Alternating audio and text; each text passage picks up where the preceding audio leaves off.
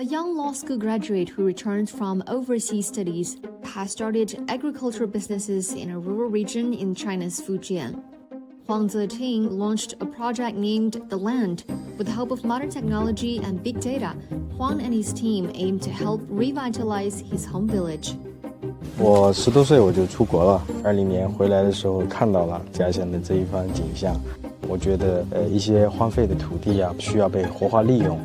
然后我觉得说我们作为海外归国的学子，为家乡做一点事业，所以我们就创作了这个中国硅谷。在前期的时候，我们入住的时候，村民是不太理解我们的，为什么就是这么大群体的海归来到一个农村。当时我们花了大概小半年的时间在做我们的规划，以及所有的项目落地的方案等等。那段时间呢，其实质疑声是最多的，就他们认为说我们只是来住在这儿，就是啥也不干。乡村的这个基础建设都是比较薄弱的，就当时的我们的喝的水啊，包括洗澡啊，都是要从山里边挑水下来。慢慢的从我们做项目开始，也跟村民有很多的交流，也跟他们说我们想要做的事儿。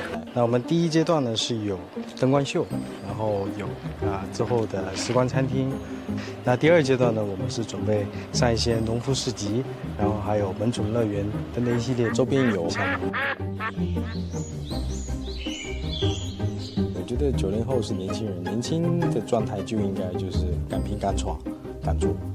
我们一直都在招募更多的小伙伴加入我们，让他们回归到乡村来，能够宣发农村的好。规制呢，它不是仅仅适用于海归，它也适用于回归，它适用于回到乡村的人。大自然的环境中去沉淀自己，农村的舞台上，它可能会创造出更大的价值。